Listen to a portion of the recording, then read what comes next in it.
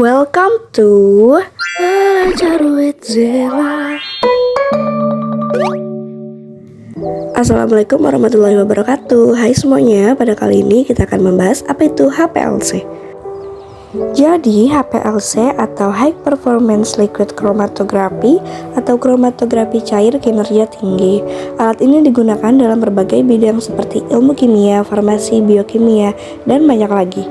HPLC merupakan teknik kromatografi cairan yang memiliki kemampuan untuk memisahkan dan mengukur senyawa dalam jumlah yang sangat kecil dengan akurasi yang tinggi. Pada HPLC juga terdapat fase diam dan juga fase gerak. Fase diam pada HPLC merupakan media yang digunakan untuk memisahkan sampel berdasarkan sifat fisik dan kimianya. Contoh fase diam umumnya digunakan adalah silikon, siano, diol, dan fase ikatan amino. Fase diam dibagi menjadi dua bagian, yaitu fase kolom normal atau polar. Contohnya ada silika bersifat polar dan alumina. Yang kedua ada kolom fase non-normal atau non-polar. Contohnya ada oktana, C8, silika gel. Lalu ada fase gerak pada HPLC, merupakan tahapan pembawa sampel untuk dipisahkan.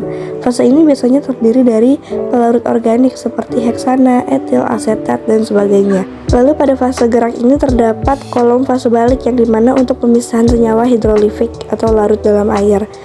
Terbuat dari fase non-polar seperti oktadesil silika dan fase mobile polar seperti air atau buffer.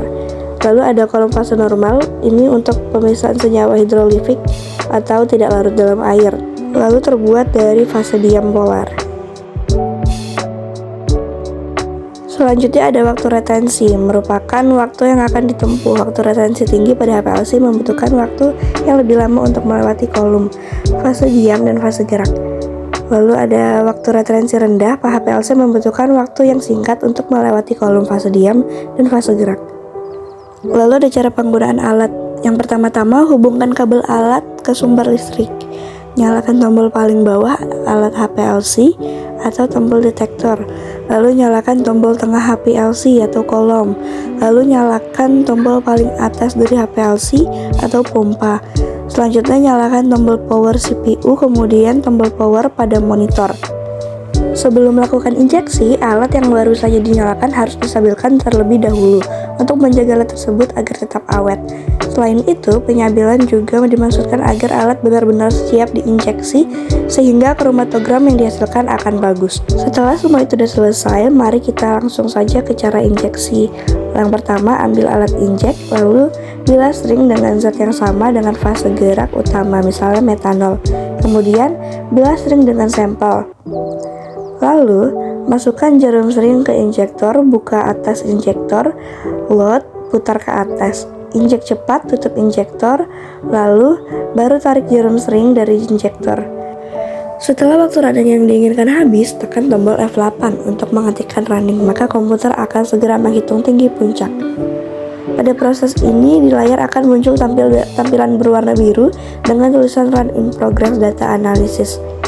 Untuk melihat hasil analisis yang telah dilakukan komputer terhadap sampel yang telah kita injeksi, klik menu View dan klik Data Analysis, kemudian klik menu File dan klik Load Signal untuk memilih file mana yang akan dibutuhkan beserta panjang gelombang deteksi yang diinginkan. Untuk menampilkan waktu retensi setiap puncak pada kromatogram yang dipanggil tersebut, klik menu Integration lalu klik Integrate, maka segera akan muncul nilai retensi dari setiap puncak. Selanjutnya ada fungsi dari bagian-bagian alat. Yang pertama ada eluan yang berfungsi sebagai fase gerak yang akan membawa sampel tersebut masuk ke dalam kolom pemisah. Lalu ada pompa yang berfungsi untuk mendorong eluan dan sampel tersebut masuk ke dalam kolom. Selanjutnya ada injektor berfungsi sebagai tempat memasukkan sampel dan kemudian sampel dapat didistribusikan masuk ke dalam kolom. Lalu ada kolom pemisah ion yang berfungsi untuk memisahkan ion-ion yang ada di dalam sampel. Lalu ada detektor yang berfungsi untuk membaca ion yang lewat ke dalam detektor. Yang terakhir ada recorder data atau komputer berfungsi untuk merekam dan mengolah data yang masuk. Selanjutnya ada kalibrasi. Di sini saya mengambil contoh kalibrasi dengan menggunakan kafein. Mengapa sih dengan kafein? Karena kafein mudah didapatkan di vendor bahan kimia, lalu dapat melingkupi semua rentang gelombang UV.